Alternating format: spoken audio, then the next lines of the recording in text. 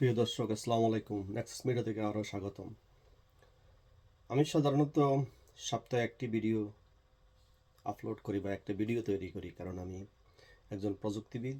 আমি অনেক কিছু নিয়ে ব্যস্ত থাকি, কিন্তু আজকে একটা সংবাদ আমাকে খুবই মর্মাহত করলো যখন দেখলাম দেশের প্রখ্যাত অর্থনীতিবিদ এবং মুক্তিযোদ্ধা ডক্টর আবুল বারাকাতকে গত রাত্রে মধ্যরাতে গ্রেপ্তার করা হয়েছে। আমরা নেক্সাস মিডিয়া থেকে তীব্র প্রতিবাদ এবং ঘৃণা জানাই যারা এদের সাথে জড়িত। ডক্টর আব্দুল বারাকাত তিনি একজন খ্যাতিমান অর্থনীতিবিদ, তিনি একজন মুক্তিযোদ্ধা, তিনি ঢাকা বিশ্ববিদ্যালয়ের প্রাক্তন অধ্যাপক। তাকে কেন গ্রেপ্তার করা হলো কোনো ওয়ারেন্ট ছাড়াই, কোনো গ্রেপ্তারি পরোয়ানা ছাড়াই? প্রশ্ন উঠেছে, এই দেশ কি এখন মুক্তিযোদ্ধাদের ভয় পায়? যারা সৎসাহস রাখে, সরকারের সমালোচনা করে, দুর্নীতির সমালোচনা করে, গ্রেপ্তারের সমালোচনা করে, নির্যাতনের সমালোচনা করে, মানবাধিকারের কথা বলে, তাদের মুখ বন্ধ রাখার জন্য এই প্রক্রিয়া? ডক্টর আব্দুল বারাকাত তিনি একজন মুক্তিযোদ্ধা নন, তিনি ছিলেন এক সময়ের মাঠ কাঁপানো মুক্তিযোদ্ধা। বাংলাদেশ অর্থনীতি সমিতির সভাপতি, ঢাকা বিশ্ববিদ্যালয়ের অর্থনীতি বিভাগের সাবেক অধ্যাপক। তিনি বহুদিন ধরে বলেছেন বাংলাদেশের সম্পদের বৈষম্য, দুর্নীতি এবং নেপথ্যের অর্থনৈতিক অপশক্তি কীভাবে রাষ্ট্রকে করে করে খাচ্ছে। তাকে গ্রেপ্তার করা হয়েছে একটি মামলায়, তিনি যখন জনতা ব্যাংকের চেয়ারম্যান ছিলেন। কিন্তু সমস্যা হলো তার বিরুদ্ধে কোনো গ্রেপ্তারি পরোয়ানা ছিল না। বর্তমানে যে তত্ত্বাবধায়ক সরকার, তারা ক্ষমতা নেওয়ার পরে এর মধ্যে 10 মাস পার হয়ে গিয়েছে, এবং তাকে তো গ্রেপ্তার করার যদি করতেই হয় তাহলে তারা আগেও করতে পারতেন, কিন্তু এখন তাকে কেন গ্রেপ্তার করতে হলো? বাংলাদেশের সংবিধান অনুযায়ী কোনো ব্যক্তিকে গ্রেপ্তার করতে হলে অবশ্যই আইনি ভিত্তি ও গ্রেপ্তারি পরোয়ানা থাকতে হবে। যদি না থাকে সেটা একটা গুরুতর রাষ্ট্রীয় অপরাধ, বা আইন শৃঙ্খলা বাহিনী বা দুর্নীতি দমন কমিশন বা যেই এই এক্সিকিউট করার টাইম, এটা চরম অশোভনীয় এবং মারাত্মক আইনের বরখেলাপ। এটা হলো বাংলাদেশের বর্তমান যে তত্ত্বাবধায়ক সরকার, তাদের ক্ষমতার যে অপব্যবহার, যেটা প্রত্যেকটা সরকারে বাংলাদেশে করে আসছে, তারই একটা বহিঃপ্রকাশ। তবে অনলি পার্থক্য হলো আগে যে সরকারগুলো ছিল এবং বর্তমানে যে সরকার আছে, তাদের সব সীমা পরিসীমা তারা লঙ্ঘন করেছে। বর্তমানে এই সরকার চায় না কোনো ভালো অর্থনীতিবিদ, কোনো মুক্তিযোদ্ধা, কোনো মানবাধিকার কর্মী, কোনো সংবাদ মাধ্যম, কোনো সাংবাদিক তাদের বিরুদ্ধে কথা বলুক। একটা অপরাধ, একটা কেস থাকতেই পারে, কিন্তু একটা মানুষকে তো গ্রেপ্তার করতে হলে তাকে ওয়ারেন্ট থাকতে হবে, অভিযোগ থাকতে হবে। বাংলাদেশের বর্তমানে যে তত্ত্বাবধায়ক সরকার, যে শিশু উপদেষ্টা বা শিশু পার্টি বলেন, কার বিরুদ্ধে অভিযোগ নেই? কোন উপদেষ্টার বিরুদ্ধে অভিযোগ নেই? কই বাংলাদেশ দুর্নীতি কমিশন তো কারোর বিরুদ্ধে কোনো গ্রেপ্তারি পরোয়ানা বা কাউকে অ্যারেস্ট করেনি। তাহলে কেন স্পেসিফিক শুধু মুক্তিযোদ্ধা এবং খ্যাতিমান অর্থনীতিবিদ যারা এই সরকারের বিরুদ্ধে কথা বলে তাদেরকে গ্রেপ্তার করতে হবে?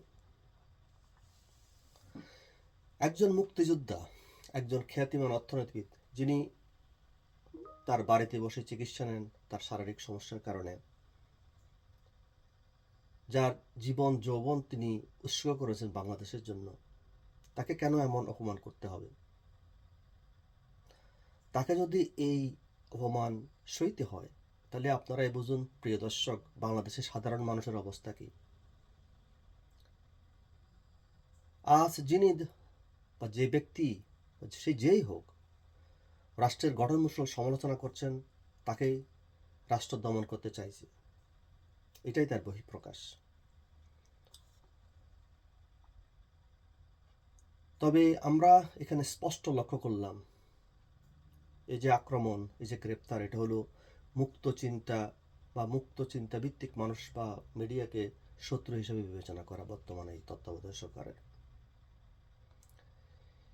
বর্তমানে যারা উপদেষ্টা রয়েছেন, আমি আগেই বলেছি, কার বিরুদ্ধে অভিযোগ নেই?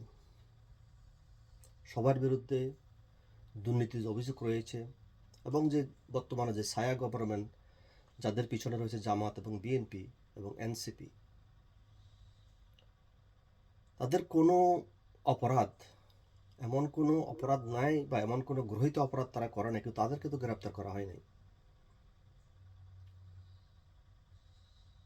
এখন প্রশ্ন হলো, আইনের চোখ কি সমান সবার জন্য, না ব্যক্তি বিশেষের জন্য আইনি, সবার জন্য আইন না?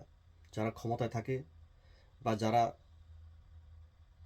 ছাত্র সমন্বয়ক বা শিশু উপদেষ্টা বা শিশু পার্টি বা জামাত বিএনপি, তাদের জন্য কোনো আইন নেই। শুধু আইন হলো আওয়ামী লীগ, মুক্তিযুদ্ধ, মুক্তচিন্তার অধিকারী মানুষ, সাধারণ মানুষ, সাংবাদিক কর্মী, যারা গণতন্ত্রের কথা বলে, মানবাধিকারের কথা বলে, স্বাধীনতার কথা বলে, মুক্তিযুদ্ধের কথা বলে। আসিফ নজরুল সাহেব, যিনি যত 17 বছর আওয়ামী লীগের বিরুদ্ধে হাজার হাজার কলাম লিখেছেন, তাকে কখনো গ্রেপ্তার করা হয়নি। এবং তিনি সেই প্রবক্তা যিনি বলেছিলেন বাংলাদেশে 26 লক্ষ ভারতীয় কাজ করে। সে আসিফ নজরুল, যিনি আইন উপদেষ্টা, স্পষ্ট করে বলেছেন এইসব আইনের বিরুদ্ধে আমরা কিছু করতে পারবো না। তাহলে প্রশ্ন হলো, একজন বিচার ও আইন উপদেষ্টা এমন কথা বলেছেন, তাহলে তার আসল ভূমিকাটা কি? এটা তো রহস্যজনক। সে কি কেবল মুখ বন্ধা বক্তা, নাকি তারও দায় আছে মানুষের অধিকার রক্ষায়? এমনকি যিনি অসহায়ত্ব প্রকাশ করলেন, তিনি কিছুই করতে পারবেন না। তাহলে সাধারণ মানুষ আমরা কোথায় যাব? আমাদের করণীয় কি? আজ ডক্টর আবুল বারাতকে গ্রেপ্তার করা হয়েছে। আগামীকাল আমরা দেখব আরও একজন অর্থনীতিবিদ, আরও সাংস্কৃতিক কর্মী, মানবাধিকার কর্মী, অর্থনীতিবিদ বা মুক্তিযোদ্ধাকে গ্রেপ্তার করা হবে, শুধু সমালোচনার কারণে এবং তাদের পছন্দ মতো কথা না বলার কারণে, পছন্দ মতো কার্যকলাপ না করার কারণে। এ কি আমাদের স্বাধীনতার স্বপ্ন ছিল? এ কি বৈষম্য বিরোধী বাংলাদেশ, বৈষম্যহীন বাংলাদেশের চরিত্র? এ কি বৈষম্য, এ কি ফ্যাসিজমের আরেক রূপ? এটা যদি ফ্যাসিজম না হয়, তাহলে ফ্যাসিজম কি আমার চিন্তা ভাবনায় আসে না। যে মানুষটা মুক্তিযুদ্ধে গেছেন, দেশের জন্য লড়েছেন, তিনি আজ নিরাপদ নন। তাকে ভোগ করতে হলো কারাগার এবং তাকে মধ্যরাত্রে যেতে হলো জেলে। তাহলে এই রাষ্ট্র এখন কার দখলে? এই রাষ্ট্র এখন কারা চালাচ্ছে? আমরা সাধারণ মানুষ হিসাবে এরকম ঘৃণিত কর্মকাণ্ডের জন্য এই সরকার এবং যারা এই সাথে জড়িত নিন্দা জানাই এবং ডক্টর আবুল বারাকাতের নিঃশর্ত মুক্তি কামনা করি। আইন সবার জন্য সমান। আমরা সাধারণ মানুষ চাই আইনের শাসন ভিত্তিক রাষ্ট্র, যেখানে কেউ আইনের ঊর্ধ্বে নয়, আর কেউ যেন পরোয়ানা ছাড়া গ্রেপ্তার করা না হয়। আজকে এই পর্যন্ত, প্রিয় দর্শক। সালাম আলাইকুম। আবারও দেখা হবে আরেকটা ভিডিওতে। Thank you.